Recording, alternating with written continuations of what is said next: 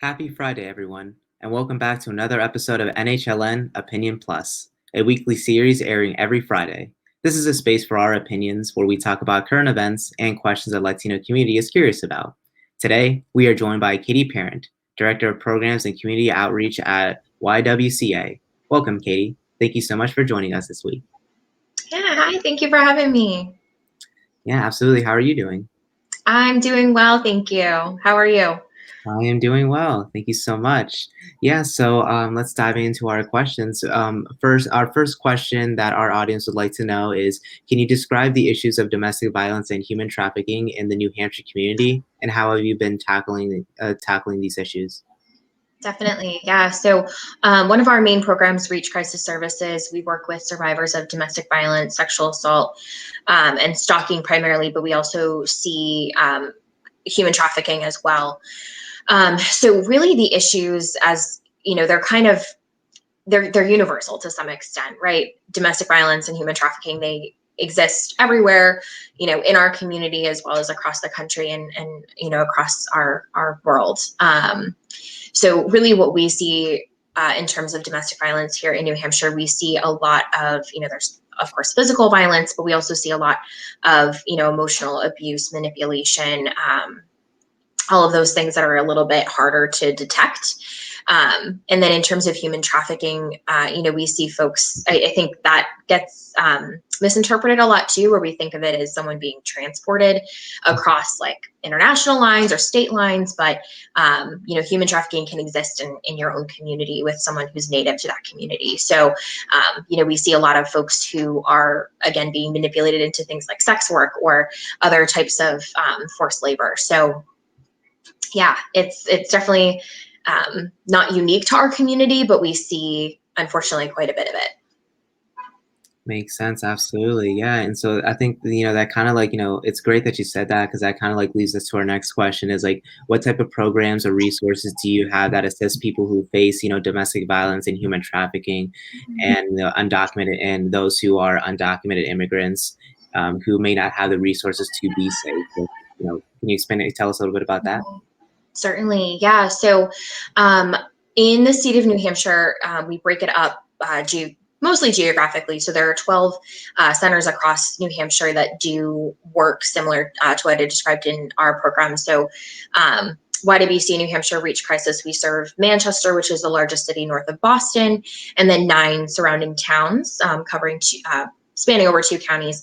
And then there are 11 other centers across the state that cover other geographic regions. So every inch of the state is covered by a crisis center and has support services available, which is really great. And we offer everything from, a 24/7 hotline. We have web and text chat services. We offer housing programs like emergency shelter, and overall just, emotional support, accompaniment to things like courts, hospitals, police departments, places that can be really scary for anyone to walk into, and really provide that hands-on support. And so for folks that are undocumented, that does not impact their ability to seek our services.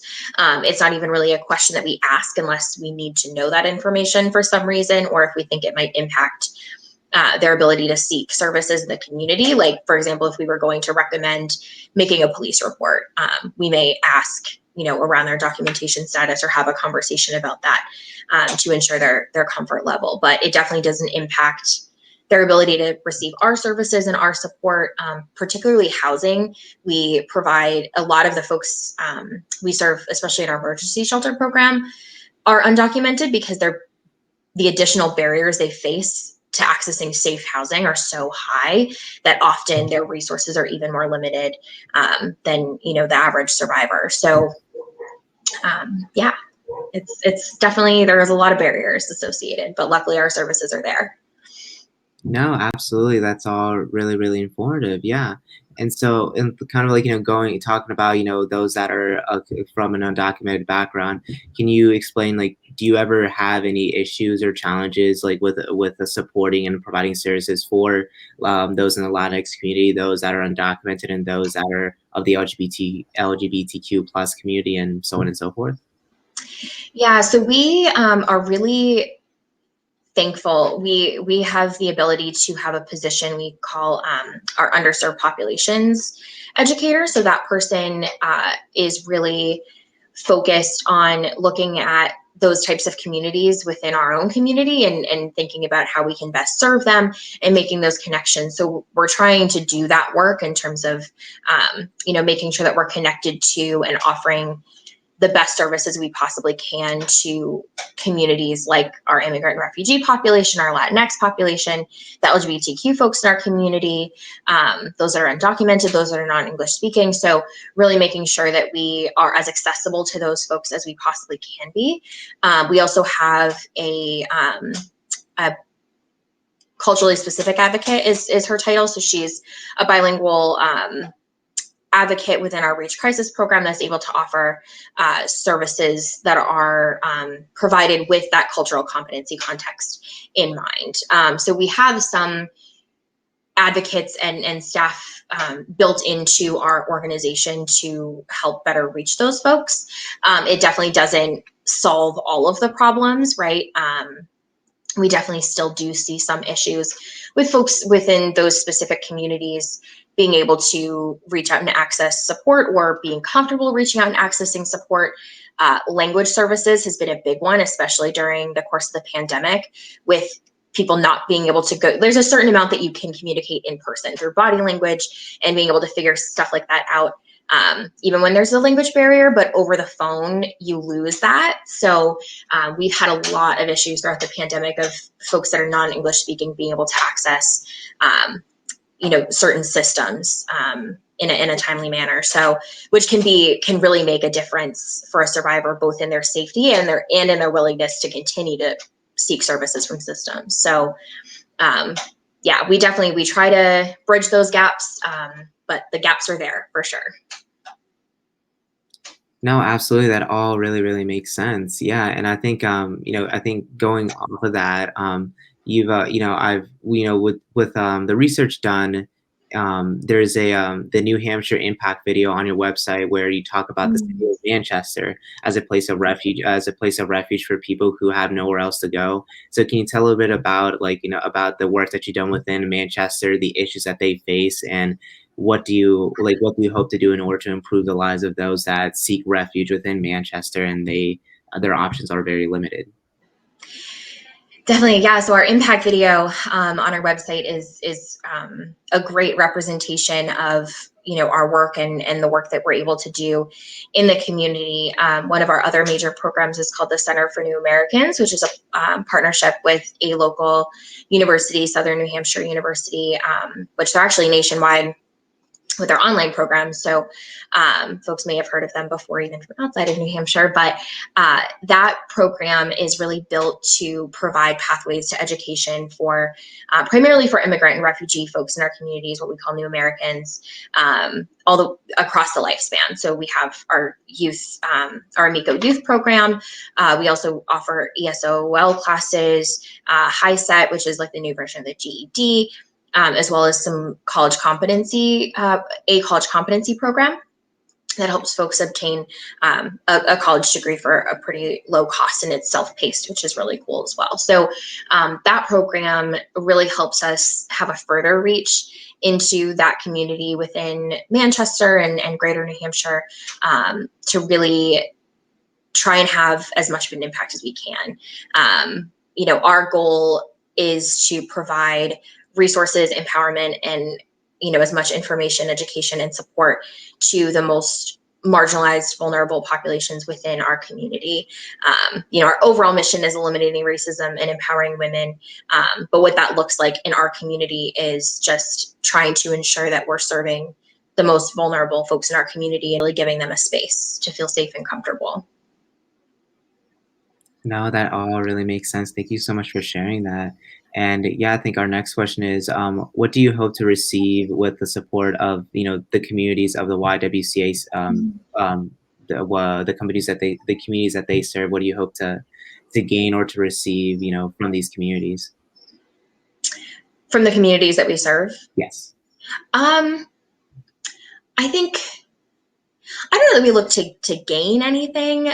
I think our goal is to just ensure that they have the tools they need to be successful in our community. I think the folks that we serve often have a lot of additional barriers in their way as they navigate through, if they're a new American to our community, as they begin to navigate a brand new culture.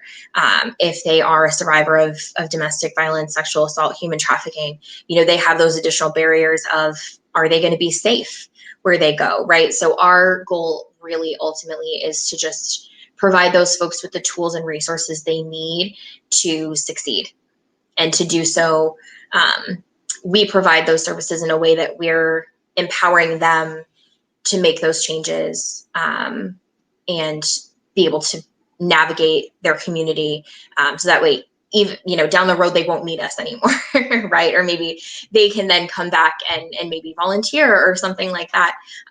But ultimately, to just provide those folks with the tools and resources that they need. Yeah, absolutely. No, that definitely makes sense. And kind of like going off of like that mutual relationship between between the YWCA and the communities that you serve. What would you say has been the biggest accomplishment that the YWCA has had with serving these underrepresented communities? Biggest achievement. Um,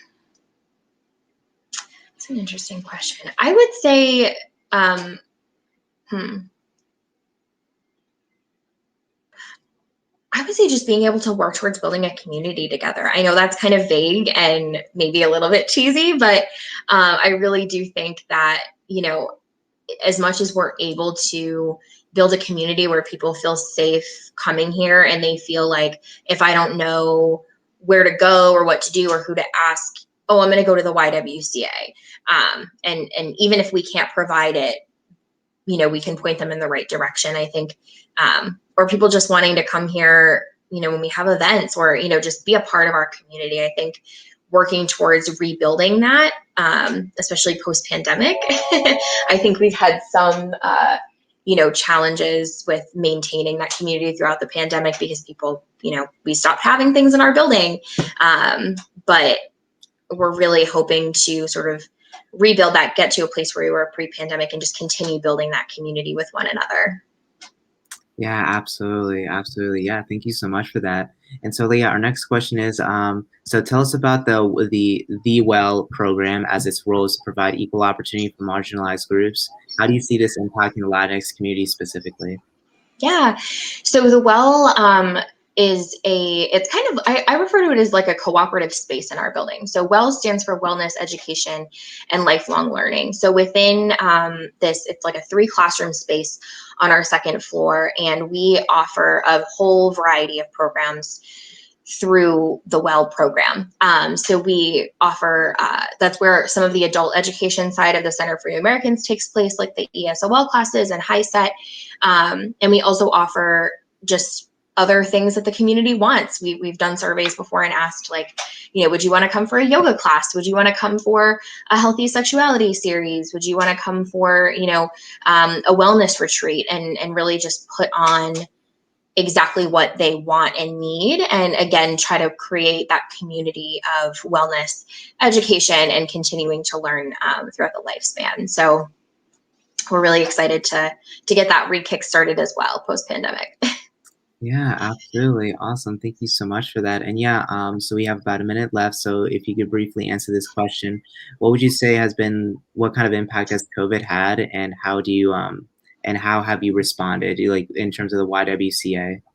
Yeah, that's a loaded question, but to answer it quickly, it's definitely impacted us in a lot of ways across all of our programs, and being able to serve populations that we know that the pandemic has affected certain populations at a higher rate than other populations. And it's a lot of the ones that we serve. So we've just had to do a lot of thinking about how we offer our services and trying to shift what is normal for us to what we need to be able to do to meet the needs of those communities. So we've done a lot of shifting the way we provide services.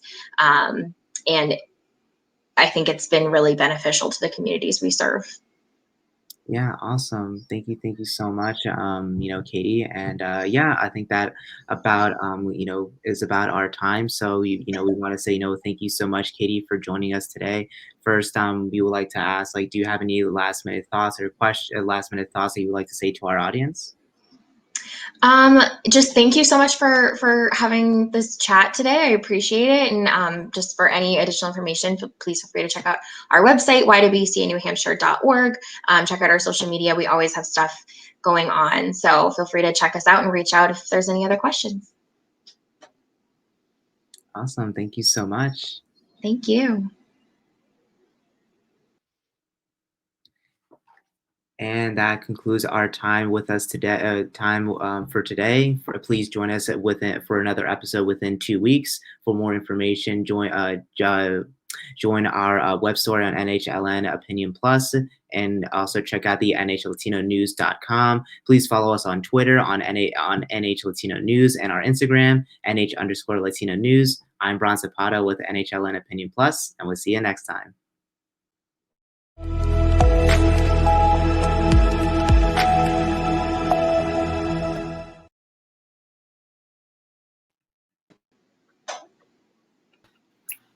Thank you so much for that. That was a great discussion. Really appreciate you taking the time, Katie, for joining us today. Absolutely. I'm sorry about my phone. It's like the one thing I forgot to mute was my desk phone. So I'm so sorry about that. I hope it wasn't too disruptive. No, it's okay. Totally okay. I do want to mention any kind of resources you just discussed with Brian here. If you can send those in a body of an email as well as a headshot of you, we'd like to include all of that into our company web story on Friday when we publish. Okay. All right. So like a link to the website and a headshot. Yes. Any kind of like resources related to like the WELL program, or additional resources that you didn't get to discuss within this interview itself that you want to amplify about a YWCA New Hampshire, definitely include that into an email. We can definitely add it to the story. Mm-hmm. Cool. I will do that. Perfect. That's all we have. But thank you so much for joining us. Yeah, thank you guys. Hope you have a great rest of your day. Yeah, you thank too. you as well. All right. Bye-bye. Bye. I'm still recording right now. I would like us to re-record your outro. I know it was a little scrambly. Yeah. I'm not sure. Was it because like you didn't have your script right in front of you with the outro? It was kind of I kind of like jumbled it a little bit, but yeah, it's I have it in the split screen, but yeah, I kind of just like read over some words. Okay, so when you can start from join us for another episode. So just it's okay. I know it's a little like much, but just kind of go slow a little bit, and then we can yeah. I just want you to feel comfortable, like read your actual script, not having to like rush through and like just only grabbing a few things at a time. Yeah. So I'm gonna put you full screen, and whenever you're ready, you can start. Okay, awesome. Okay. And join us for another episode in 2 weeks. For more information about our discussion today, please check out our web story on NHLatinoNews.com. Follow us on Twitter at NHLatinoNews and Instagram at NH_Latino News. I'm Bron Zapata with NHLN Opinion Plus, and we'll see you next time.